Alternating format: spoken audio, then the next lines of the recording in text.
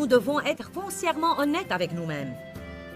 Impitoyablement honnêtes avec nous-mêmes, parce que seule la vérité nous affranchira. Ne jouez pas le jeu du blâme. N'essayez pas de blâmer quelqu'un d'autre pour tout ce qui ne va pas dans votre vie. Restez avec nous dans Jouissez de votre vie.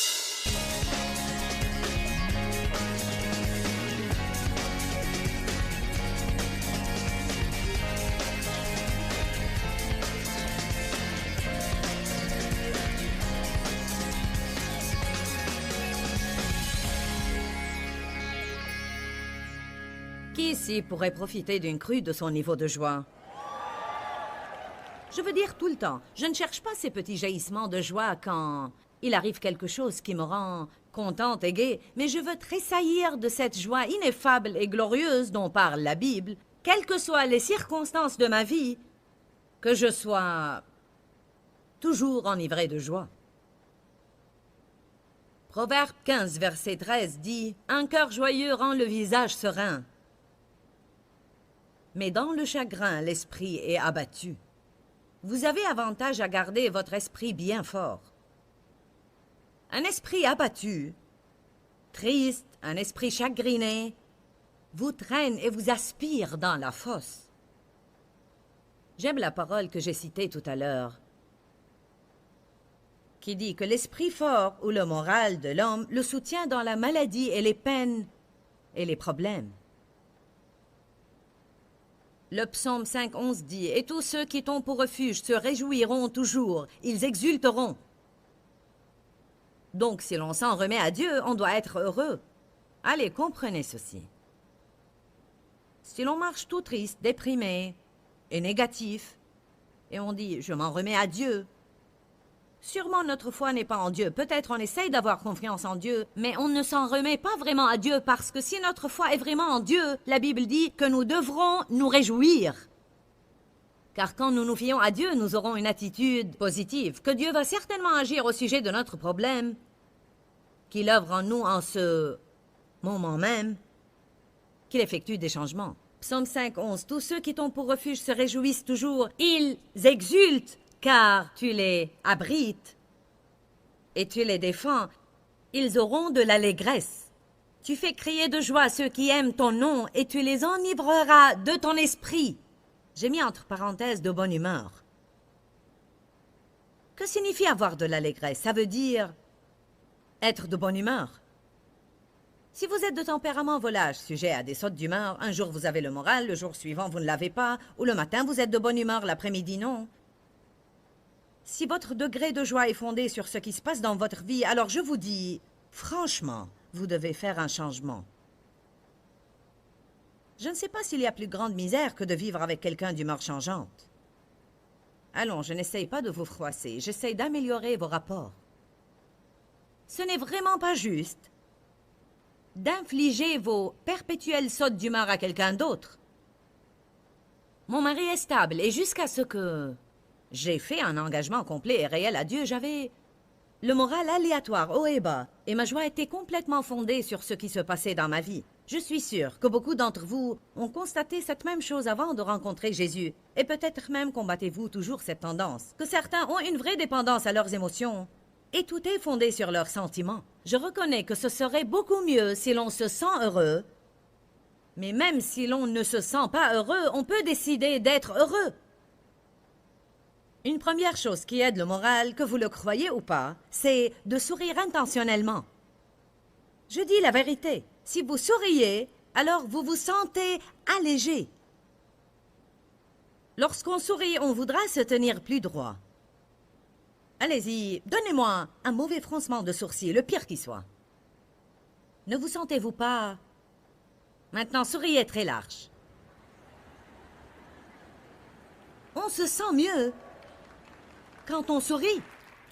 Je pense que le sourire est l'interrupteur qui allume la joie du Seigneur qui se trouve dans chaque croyant. M'avez-vous entendu? Vous pouvez sourire intentionnellement. Vous n'avez pas besoin d'en avoir envie.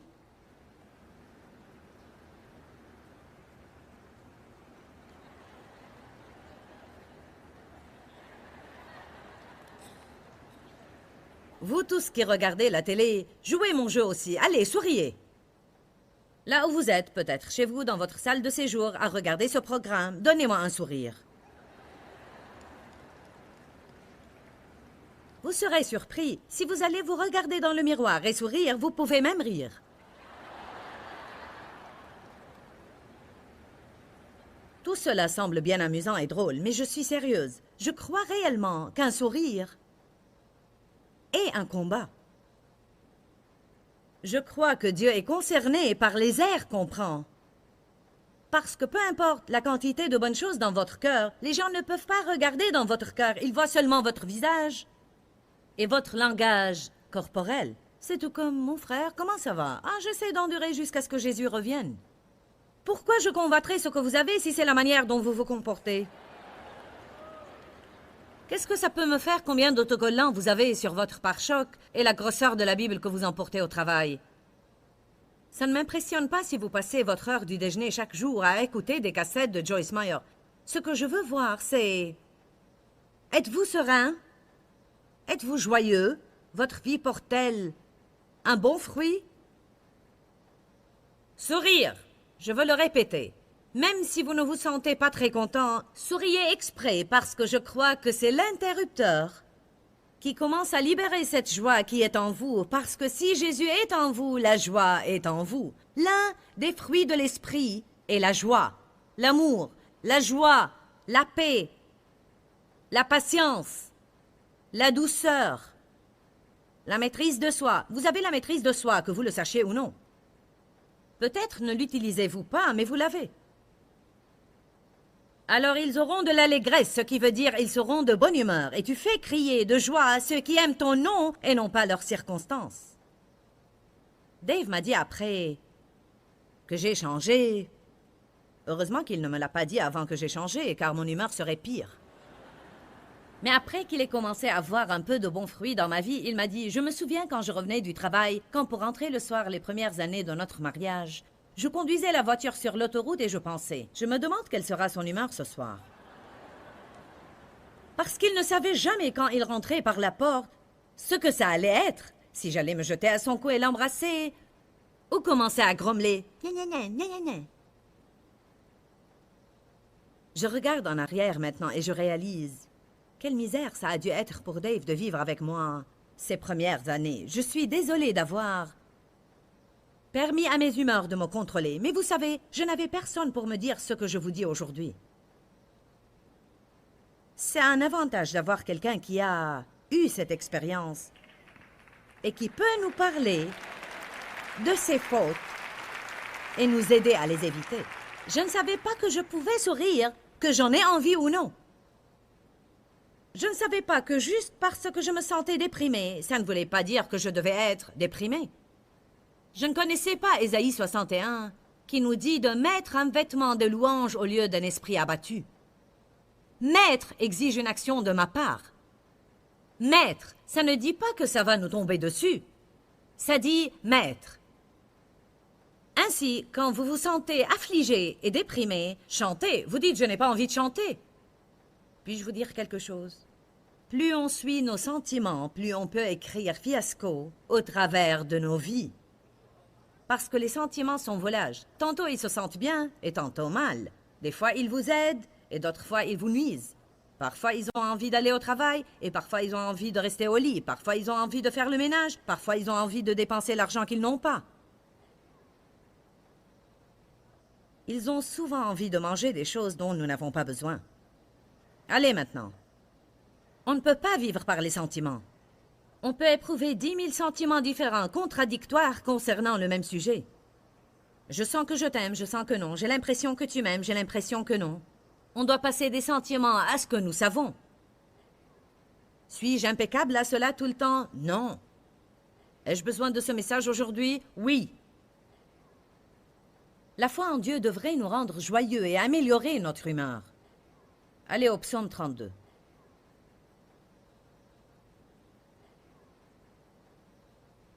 Une chose qui vole notre joie, c'est le péché caché. Certains d'entre vous ne vont peut-être jamais devenir heureux jusqu'à ce que vous fassiez repentance. Vous vous permettez peut-être certaines choses que vous savez au fond de vous-même qu'elles sont déplacées, mais vous ne vous en souciez pas. elles empoisonneront votre joie. David, le roi, était un homme remarquable et avait un rapport impressionnant avec Dieu. Mais il a fait certaines erreurs. Il a vu une femme, il est devenu émotionnel et a commis l'adultère. Elle est tombée enceinte, ainsi il a dû cacher son péché et a fait tuer son mari. Durant ces années après qu'il ait péché, il ne s'en est pas repenti ni inquiété devant Dieu. Il a juste essayé de l'ignorer. Avez-vous jamais été dans une situation où vous avez essayé d'ignorer votre péché? J'ai essayé d'ignorer pendant plusieurs années que j'étais une femme rebelle et disais toutes sortes de choses à mon mari qui étaient irrespectueuses et que je ne devrais pas dire. Et Dieu essayait de me réprouver, mais je lui donnais une excuse. Je disais, j'ai été abusée et j'ai beaucoup de difficultés avec l'autorité masculine. Quand Dieu essaye de nous réprouver, c'est surprenant de voir avec quelle vitesse on passe outre cette conviction avec des argumentations et on donne une excuse pourquoi c'est admissible pour nous de faire ce qu'on fait, bien qu'on sache que ça ne l'est pas, mais c'est admissible pour nous parce que... Je sais que je suis d'humeur irascible ce soir, mais j'ai eu une mauvaise journée au travail. Nous avons tous un sac d'excuses. C'est cette chose invisible que nous portons avec nous, et à chaque fois que Dieu essaye de nous réprouver, ou que d'autres gens essayent d'adresser un point délicat, nous sortons une excuse. Vous n'avez pas l'air enthousiaste aujourd'hui. Nous devons être foncièrement honnêtes avec nous-mêmes. Impitoyablement honnêtes avec nous-mêmes, parce que seule la vérité nous affranchira. Ne jouez pas le jeu du blâme. N'essayez pas de blâmer quelqu'un d'autre pour tout ce qui ne va pas dans votre vie. Soyez responsable, assumez la responsabilité. J'avais blâmé mon passé abusif pour ma mauvaise conduite, jusqu'à ce que Dieu m'a finalement éclairé sur le choix. Tu peux être pitoyable ou puissante, mais pas les deux. Oui, ce qui t'est arrivé, Joyce, ne devait pas t'arriver. C'était odieux, mais je suis disposée à te guérir si tu te conduis à ma façon. Si vous voulez que Dieu guérisse votre vie, cessez de parler du passé et commencez à parler de l'avenir. Vous devez oublier ce qui est en arrière et vous porter vers les bonnes choses qui sont en avant. Abandonnez le blâme. Vous voyez, j'étais ce que j'étais à cause de ce qui m'était arrivé. Mais j'ai dû assumer la responsabilité pour mes actions et dire « Voilà pourquoi je suis comme ça, mais je n'ai pas besoin de rester comme ça. » Je peux m'améliorer, je peux devenir meilleure, je peux vaincre, mais j'ai dû prendre responsabilité pour ce que j'étais. J'étais chrétienne, mais je n'étais pas heureuse. J'étais chrétienne, mais je ne jouissais pas de la vie. J'étais chrétienne, mais je n'avais pas de grande quantité de paix. Je crois qu'il y a énormément de chrétiens malheureux. Allez, j'ai dit qu'il y a énormément de chrétiens malheureux. Tout ce que vous devez faire est lire un petit peu la Bible. Nous devrions être les gens les plus heureux sur la face de la terre. Si ce n'est pour rien d'autre, vous devez être joyeux aujourd'hui parce que vous n'allez pas en enfer. Vous voyez, nous oublions les choses qui devraient nous rendre heureux et nous sommes trop préoccupés par nos circonstances. Lisez 2 Corinthiens chapitre 4 où... Paul a dit, nous avons expérimenté ceci et cela, mais ça ne nous a pas volé notre joie. Nous avions faim, nous étions opprimés, nous avons été maltraités, battus et mis en prison. Mais ça ne nous a pas souciés. Il a dû voir quelque chose que la plupart ne voient pas. Paul a dit, réjouissez-vous dans le Seigneur en tout temps, je le répète, réjouissez-vous. Vous devriez savoir d'où il a écrit ça. Il était en prison. Nous avons visité la cellule où Paul était enfermé. Sauf que lorsqu'il y était, le réseau d'égouts de la ville passait par sa cellule. Et ainsi, pour vous le traduire clairement, il a dit « Réjouissez-vous dans le Seigneur en tout temps ». Je le répète, réjouissez-vous quand il était debout dans les égouts jusqu'aux genoux ou même plus haut. Je ne sais pas si c'est votre cas, mais j'ai encore une longue route à faire. Réjouissez-vous dans le Seigneur en tout temps. Réjouissez-vous. Dans le psaume 32, 11, le roi David a prié ceci. Juste, vous qui êtes intègres et droits devant Dieu, réjouissez-vous en l'Éternel et soyez dans l'allégresse. Poussez des cris de joie, vous tous qui êtes droits de cœur. Regardez comment ce psaume a commencé. David était dans une détresse lamentable. Il ne s'était pas encore repenti de ses péchés avec Bathsheba. Il ne s'était pas encore repenti du meurtre d'Uri. Et il dit plutôt dans le psaume 32:3, « Tant que je me suis tue avant de confesser mon péché, mes os se consumaient. Je gémissais toute la journée. » Verset 4. « Car nuit et jour ta main s'appesantissait sur moi. Ma vigueur n'était plus que sécheresse comme celle de l'été. » Pensez à cela calmement. Verset 5. « Je t'ai avoué mon péché et te l'ai fait connaître. Je n'ai pas caché mon iniquité et mon tort. J'ai dit, je confesserai mon péché et mes offenses au Seigneur Dieu. J'étalerai sans cesse mon passé jusqu'à ce que tout soit éclairé. Et toi, tu as immédiatement effacé la peine et le poids de mon péché et tu as absous mon tort. » Posez et pensez-y calmement. Verset 6. « Ainsi que tout homme pieux te prie au temps convenable, au jour où il te rencontre. Que viennent à déborder les grandes eaux. Que viennent à déborder les grandes eaux, elles n'atteindront nullement l'esprit de cet homme. » Nous devons ne pas être tristes et avoir l'esprit abattu. La Bible dit, si vous dissimulez le péché dans votre cœur et vous continuez à faire des choses que Dieu vous montre clairement de ne pas faire, il ne sert à rien de dire que vous n'y pouvez rien, car honnêtement, mes frères et sœurs, quand Dieu nous en convainc, par notre conscience, il nous a déjà donné le pouvoir d'y renoncer et de les surmonter. C'est pourquoi on ne peut pas dire « Dieu, je ne peux pas encore m'en dégager, je ne suis pas encore prêt », c'est trop. Parce qu'en réalité, si nous n'étions vraiment pas prêts, le Seigneur ne nous l'aurait pas encore révélé. Dieu ne va pas me montrer mon péché et se tenir à l'écart et rire parce que je n'y peux rien. S'il me révèle quelque chose, il me donne aussi le pouvoir de faire ce qu'il me demande de faire. C'est une question de volonté. Parfois je sais ce que Dieu dit, mais je ne suis pas encore consentante. Donc Dieu doit recommencer plusieurs fois incessamment au même sujet et c'est souvent question d'une attitude. Qui d'entre vous a des attitudes dont Dieu vous parle? 20% de la foule, je ne le crois pas. Allez, ne soyez pas mous. Combien d'entre vous ont des attitudes dont Dieu vous convainc? Des attitudes égoïstes, de mauvaises attitudes, des attitudes amères, des attitudes impitoyables, des attitudes cupides, des attitudes jalouses. Une attitude de pauvre moi, une attitude grincheuse, une attitude grognonne. On pourrait lever la main pour chacune d'entre elles. Nous pourrions continuer avec ça toute la journée. J'aime vraiment ce psaume parce que David souffrait. Il dit « Mes os se consumaient à rugir tout le jour. Ma vigueur n'était plus que sécheresse comme celle de l'été. Je suis desséché, je suis misérable, je n'ai aucune joie. Je t'ai avoué mon péché et te l'ai fait connaître. Je n'ai point caché mon tort, j'ai tout dit jusqu'à ce que tout soit manifeste. » Alors il a commencé à se raviver, et puis à la fin du psaume, il parle de la joie et de la réjouissance.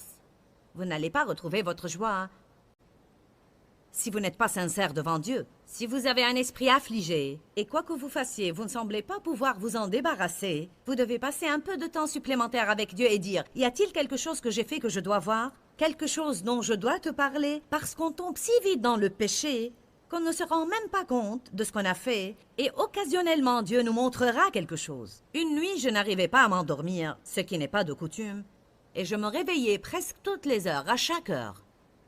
Finalement, vers 5 heures du matin, et comme j'aurais voulu avoir assez d'esprit et l'avoir fait à minuit, mais à 5 heures du matin, j'ai dit « Éternel, qu'est-ce qui ne va pas en moi ?» Et immédiatement, Dieu a ramené à ma mémoire ce que j'avais dit sur quelqu'un ce jour-là, qui n'était pas gentil du tout, une remarque superflue, et ça tracassait vraiment mon esprit, bien que je ne l'admettais pas ouvertement. Ça dérangeait mon esprit.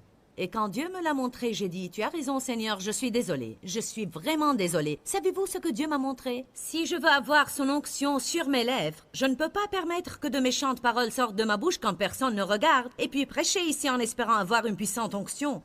Donc je dois être vraiment responsable de mes paroles. Si vous voulez ruiner votre joie, vous n'avez qu'à passer la journée à faire des commérages.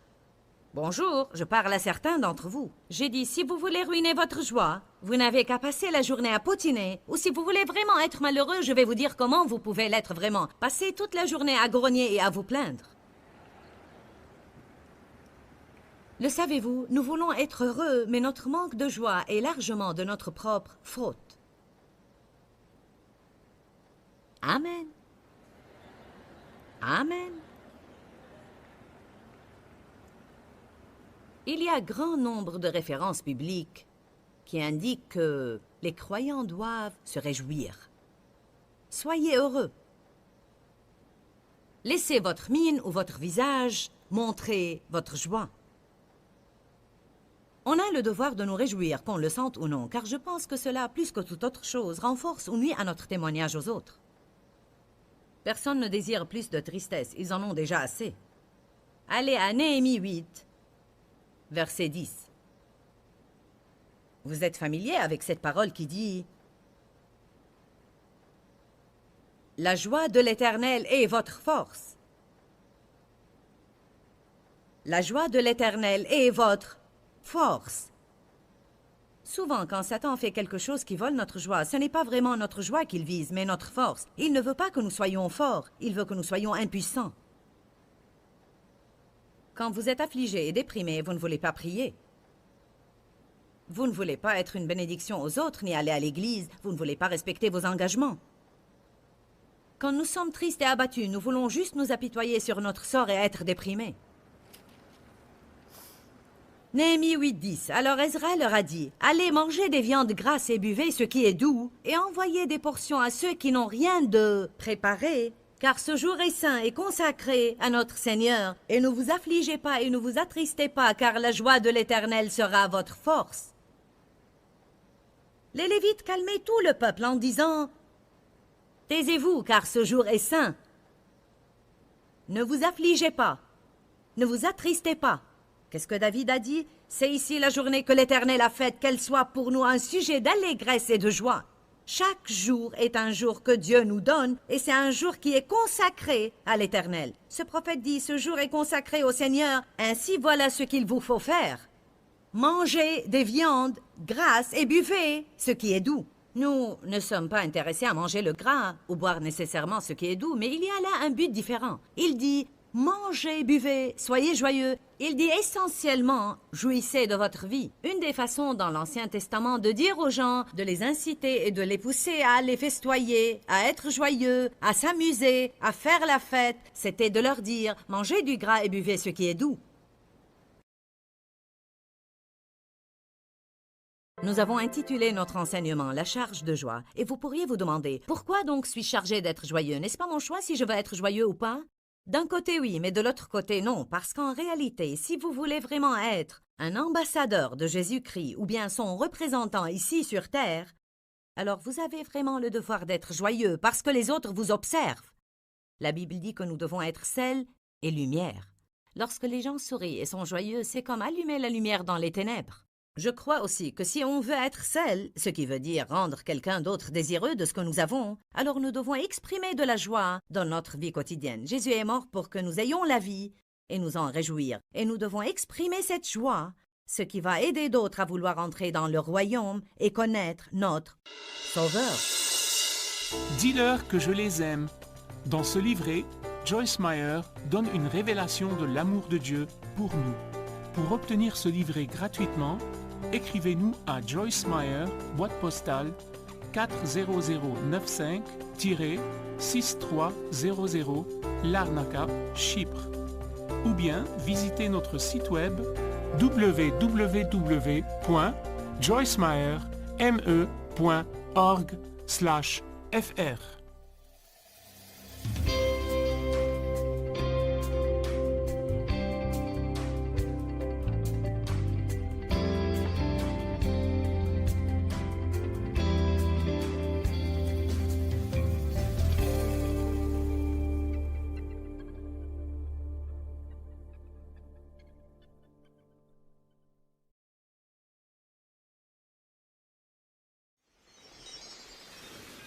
Et nous voulons plus.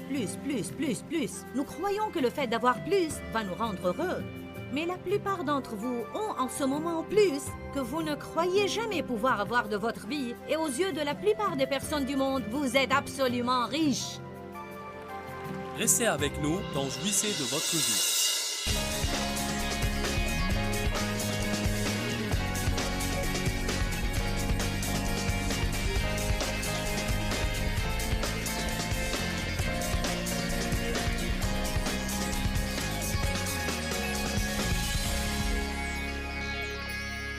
Je veux dire, allez, arrêtez donc de faire toujours la même chose. Je vais aller au travail comme ceci, je vais à l'église comme cela. C'est ce que je fais lundi, mardi, mercredi, jeudi, vendredi, et ce n'est pas prêt de changer, béni soit Dieu. Parce que c'est une tradition dans ma vie. La variété amène la fraîcheur. Amen. Surtout quand on vieillit, on devient attaché à ses habitudes. Je me rappelle quand ma belle-mère s'est emportée parce que Dave et moi, nous avons acheté un lave-vaisselle. Vous savez ce qu'elle a dit? Béni soit Dieu, Dave et toi n'avez pas beaucoup d'argent. J'ai lavé mes assiettes toute ma vie et je n'ai jamais eu de lave-vaisselle. Et vous, il ne vous faut pas un lave-vaisselle. Je ne permettrai jamais un de ces appareils fantaisistes chez moi. Pourquoi? Car c'est la manière dont elle l'a toujours fait. Mais vous savez quoi? Après que nous ayons tous eu des lave-vaisselles, elle s'en est acheté un aussi. J'adore ma belle-mère. Elle est décédée maintenant et je n'y entends pas un manque de respect envers elle. Mais c'est juste pour illustrer ce point-là qu'on s'endurcit dans nos habitudes et qu'on s'attache à de vieilles manières racises alors que notre esprit crie pour quelque chose de nouveau. En fait, je pense que ce que les gens doivent faire par-dessus tout, et je vous en défie aujourd'hui, c'est de décider de jouir de votre vie intentionnellement et de jouir de chaque jour de votre vie. Ne vous traînez pas péniblement au travail toute la semaine en attendant le week-end. Ne souhaitez pas impatiemment la venue des vacances. Tant de personnes qui ont travaillé pour nous m'ont dit « C'est extraordinaire de travailler quelque part où quand on est en vacances, on attend impatiemment la rentrée au travail. » Ce n'est pas impressionnant, mais vous savez, c'est en partie une question d'attitude. C'est en partie une façon de penser. Dieu ne veut pas que nous soyons anxieux. L'anxiété est apparentée à la peur. J'ai horreur de faire la lessive. Ne l'ayez pas en horreur. Dites, béni soit Dieu, je ne vais rien avoir en horreur. La joie du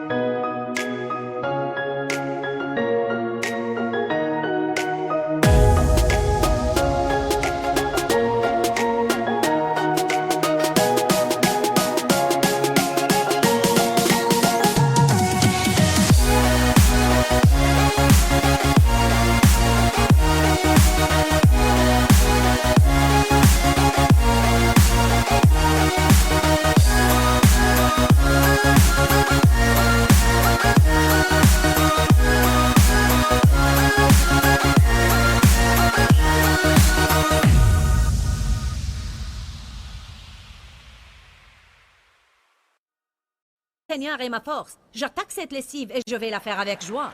M'entendez-vous aujourd'hui?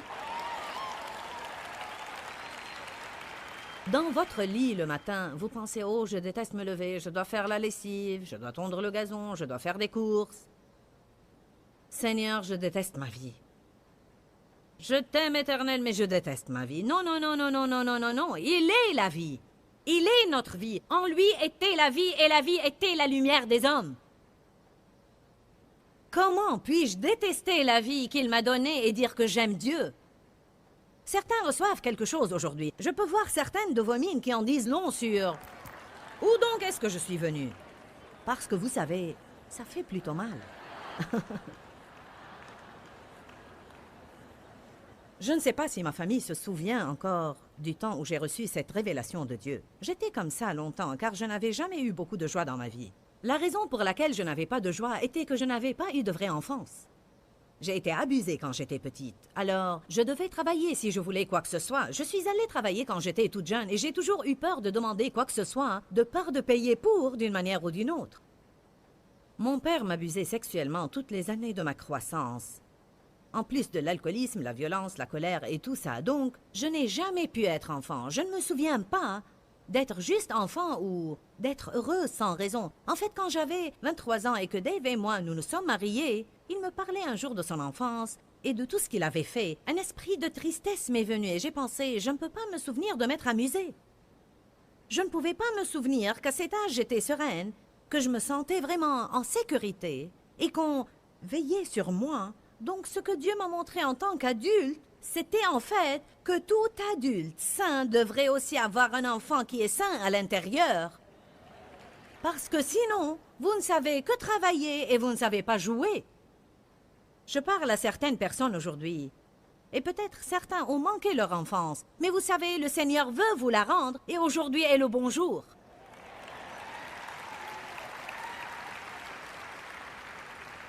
Mon mari est un homme magnifique et un homme de Dieu. Et c'est un homme fort et grand, mais qui a un grand garçon à l'intérieur.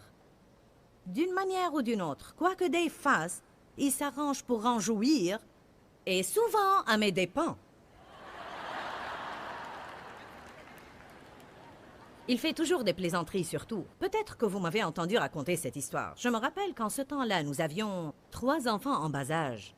Je restais à la maison sans voiture, dépourvue de tout moyen d'aller n'importe où et sans argent. Non seulement j'avais 3 enfants, mais j'essayais de faire du babysitting pour un peu d'argent supplémentaire, et je ne devrais pas faire du babysitting car j'étais à moitié folle. Ma fille, maintenant qu'elle a des jumeaux, m'a dit l'autre jour, « Maman, je veux juste te dire, n'importe comment tu t'es pris. Quand tu nous avais, nous 3, nous vivions dans des appartements restreints, des 3 pièces probablement pas plus grands que 55 mètres carrés. On ne faisait pas de pas sans se heurter à quelque chose ou quelqu'un. En plus, j'étais du genre qui voulait toujours tout parfaitement propre et parfaitement rangé.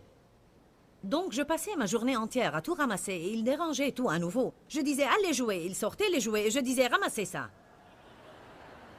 L'atmosphère était assez tendue. Ainsi, j'étais ravie quand il fallait aller faire des courses parce que j'allais sortir.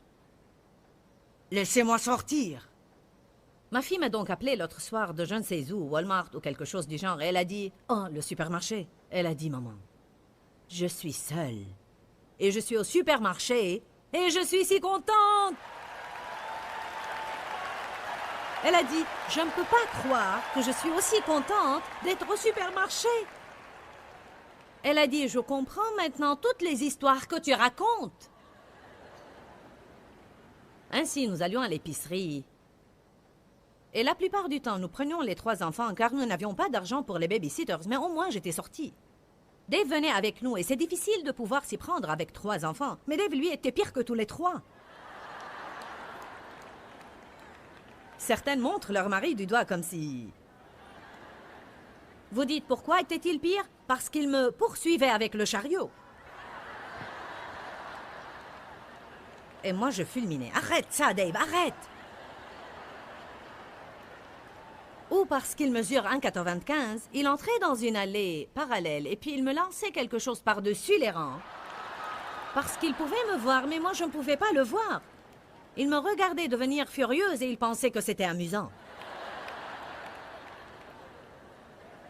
Allez, maintenant. Je me souviens du jour où, et c'était indicatif de ma vie en ce temps, j'ai hurlé de toutes mes forces. « Dave, tu vas t'arrêter !» Je braillais. « Tu vas t'arrêter! Conduis-toi selon ton âge !» Il a dit « Oh, Joyce, j'essaye juste de m'amuser un peu. » Il avait un...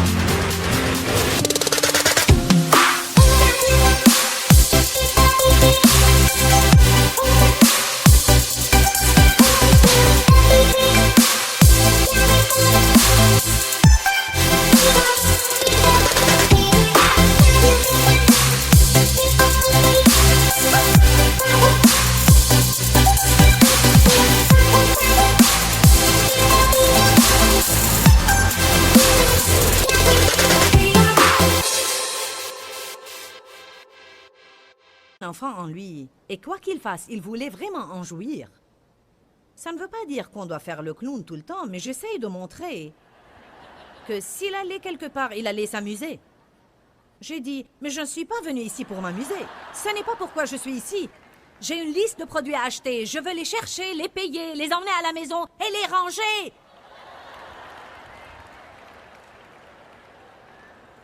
L'ennui, c'est que quand je regarde en arrière, je pense que j'aurais pu être un peu relax. Allez, vous tous, les organisateurs endurcis, détendez-vous. Donnez-leur une chance, d'accord? Ne soyez pas si stressés surtout.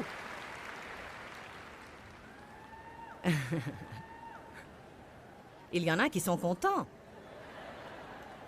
Je ne pouvais jouir de rien parce que j'étais trop prise par le travail. Je pouvais inviter des amis chez moi autour de choses très simples. Venez, on fera des hot dogs et des chips.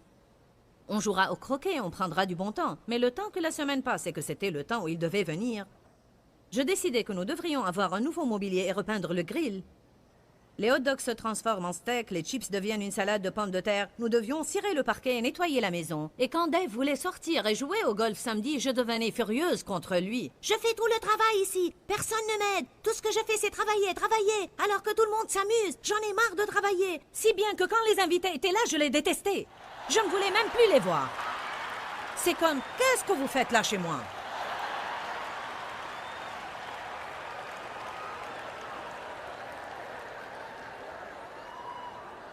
Pourquoi? Parce que je ne savais pas maintenir la simplicité. Vous ne pouvez pas bien jouir de la vie si vous voulez que tout soit compliqué. Le souci vous enlève la joie de vivre. Cacher vos péchés vous enlève la joie de vivre. Toujours convoiter tout ce qu'on n'a pas vous enlève la joie de vivre. Tout compliqué dans cette vie vous enlève la joie de la vie. Amen.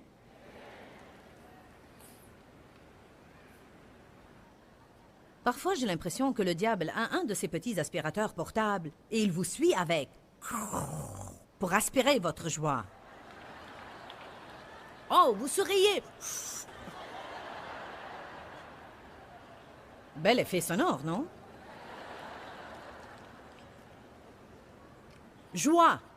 Je crois que je vais m'arrêter là au milieu de mon message pour vous raconter des blagues.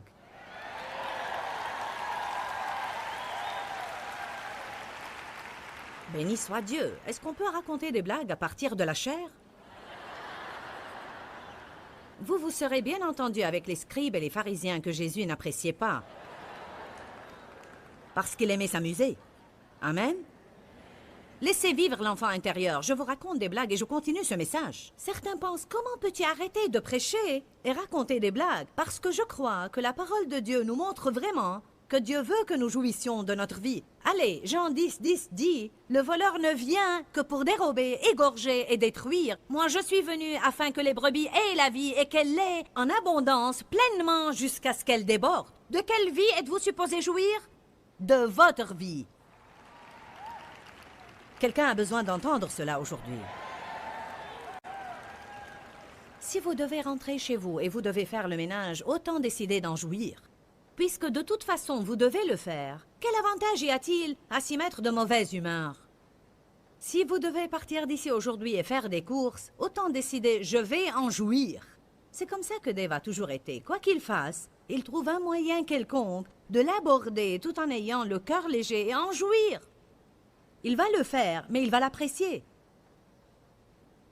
J'étais reconnaissante quand Dieu a enfin réussi à me faire passer le message. Joyce, si tu vas être coincé à l'aéroport, jouis-en. Si vous tombez dans un embouteillage, jouissez-en. Dites Dieu merci, je vais m'asseoir et me reposer. Alléluia. Peut-être si je n'avais pas été dans cet embouteillage, j'aurais été tué 1000 plus loin. Merci Dieu que mes pas sont ordonnés par toi, et si c'est là où je suis, donc c'est là où je suis censé être. Dieu soit loué. Un homme est allé en vacances à la Terre Sainte avec sa femme et sa belle-mère. Et la belle-mère est morte pendant qu'il y était. Ils sont allés chez un entrepreneur de pompes funèbres qui leur a dit qu'il pourrait faire rapatrier le corps, mais ça leur coûterait 5 000 $ ou l'enterrer dans la Terre Sainte pour 150 $. Et le gars dit, je la ramène à la maison. L'entrepreneur a dit, pourquoi faire cela? Je crois que la Terre Sainte est un endroit approprié pour enterrer quelqu'un. Vous allez payer 5 000 $ pour la renvoyer à la maison? Le gars a dit, il y a 2000 ans, ils ont enterré un homme ici et 3 jours plus tard, il est ressuscité. Je ne peux pas prendre ce risque.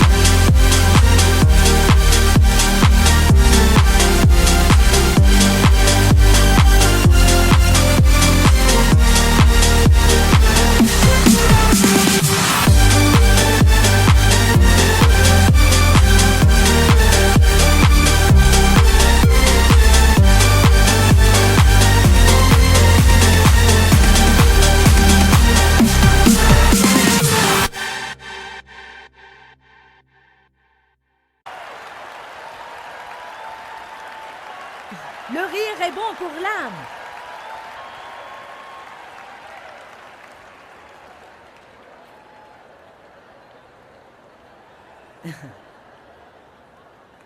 Il y avait un avion où il y avait 4 passagers. Le pilote a dit, nous allons nous écraser. Et nous avons seulement 3 parachutes et vous êtes 4. Alors vous décidez parmi vous qui va en prendre un. L'un était scout, l'un l'homme le plus intelligent du monde, l'un un vieil homme et le dernier était un pasteur. Le pasteur a dit, prenez les parachutes car je sais où je vais quand je meurs et je suis prêt à aller. L'intellectuel a dit, je vais en prendre un parce que je suis l'homme le plus intelligent du monde et le monde ne peut pas se passer de moi. Le vieil homme a dit au pasteur et au routier de prendre les 2 parachutes restants car il avait mené sa vie et était prêt à aller. Le routier a dit, il n'y a pas de problème car l'homme le plus intelligent du monde a sauté hors de l'avion avec mon sac à dos sur le dos.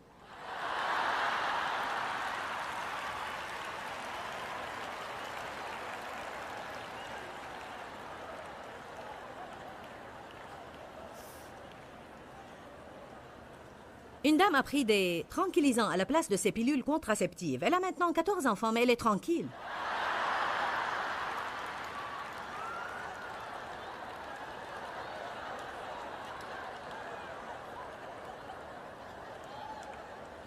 Vous suspendez quelque chose dans votre armoire pour un temps et il rétrécit de grandeur.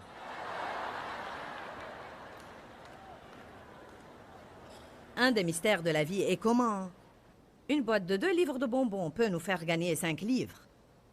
Les vieilles n'ont pas de bébés car elles les déposeraient quelque part et oublieraient où elles les ont mis.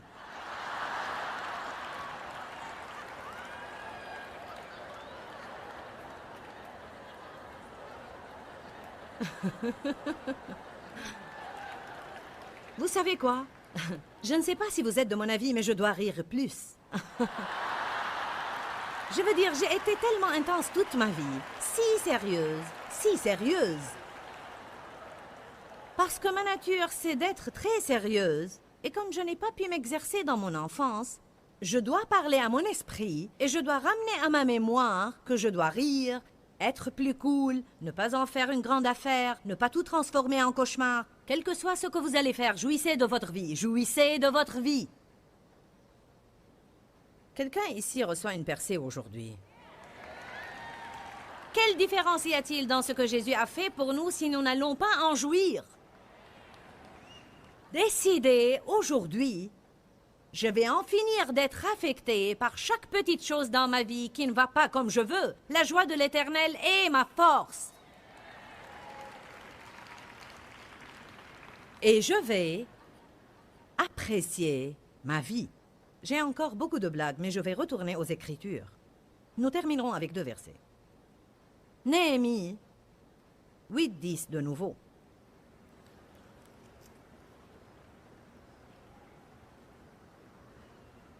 Allez chez vous, mangez du gras, buvez une boisson douce. Il dit, appréciez votre vie. Vraiment. Si vous étiez... On ne va pas ouvrir sur ce verset. Mais si on lisait le livre des Ecclésiastes, vous verrez un homme qui a tout essayé pour jouir de la vie et il a cru que la vie était dans tous les plaisirs que vous pouvez acheter, et l'argent, et les femmes, et les choses comme ça. À la fin de sa vie, il était dans un chaos et a dit « Je me suis trompé ». Mais il a aussi dit quelque chose de très intéressant. Notez-le chez vous, Ecclésiaste 2, 17-18.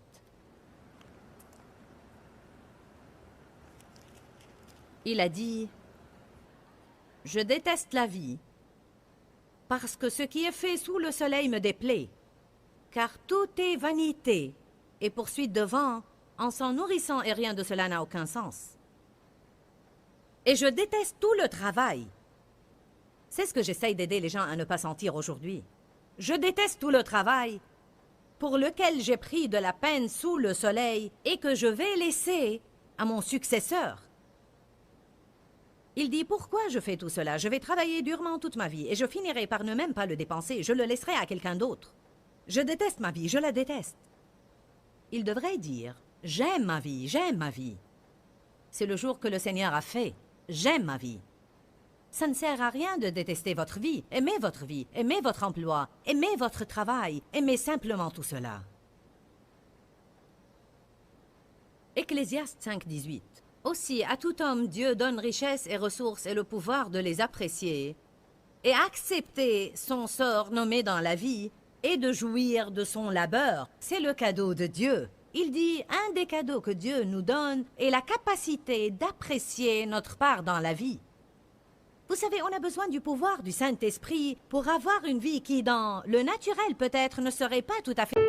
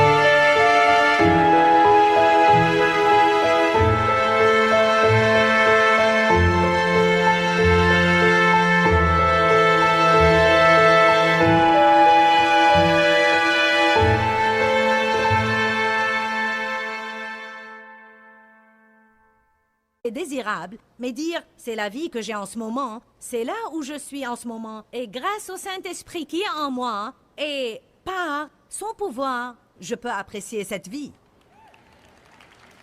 Je l'aime. Je désire de tout mon cœur enseigner aux gens comment apprécier leur vie quotidienne, non seulement une vie spectaculaire, spéciale, qu'ils croient attendre. C'est la volonté de Dieu pour vous d'avoir la joie et de jouir de votre vie. Cela vous aidera à témoigner. Dans Néhémie 8, il est dit une autre chose importante et je veux la mentionner. Il dit « Allez chez vous, mangez du gras, buvez les liqueurs et faites porter leur part à tous ceux qui n'ont rien de près. » C'est probablement plus important que vous ne pourriez l'imaginer.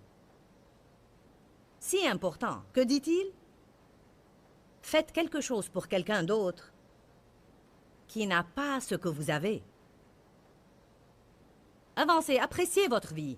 Faites quelque chose pour quelqu'un d'autre qui n'a pas ce que vous avez, car c'est comme ça que vous nourrissez votre joie. Si vous voulez devenir heureux, vous devez oublier votre personne et faire quelque chose pour quelqu'un d'autre.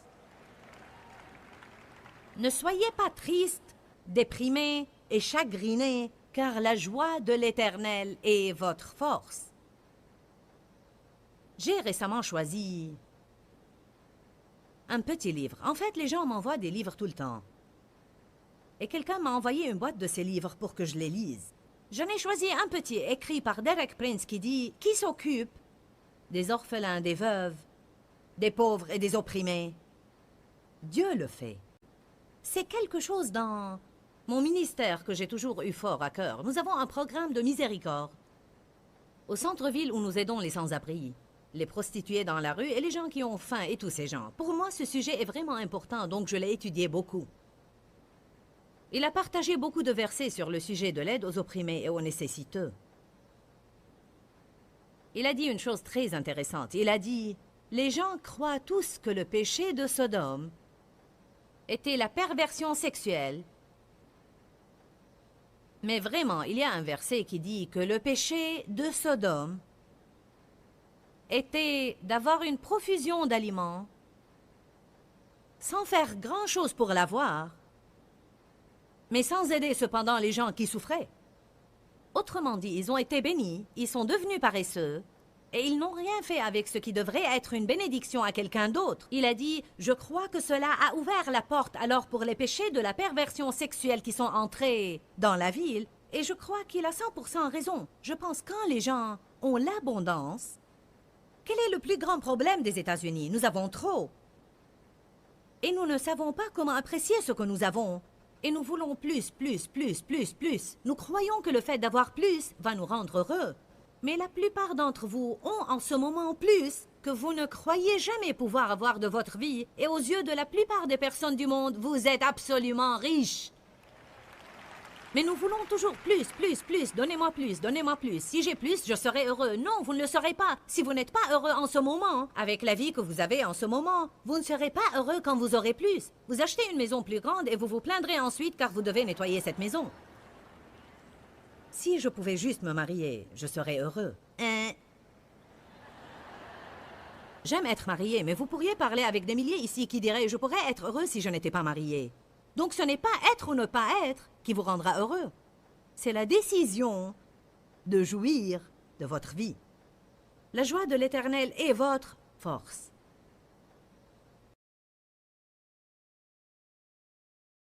Nous avons intitulé notre enseignement « La charge de joie » et vous pourriez vous demander « Pourquoi donc suis-je chargé d'être joyeux? N'est-ce pas mon choix si je veux être joyeux ou pas? » D'un côté oui, mais de l'autre côté non, parce qu'en réalité, si vous voulez vraiment être un ambassadeur de Jésus-Christ ou bien son représentant ici sur terre, alors vous êtes... Dis-leur que je les aime.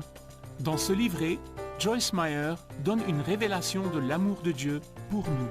Pour obtenir ce livret gratuitement, écrivez-nous à Joyce Meyer, boîte postale 40095-6300, Larnaca, Chypre. Ou bien visitez notre site web www.joycemeyer.org/fr.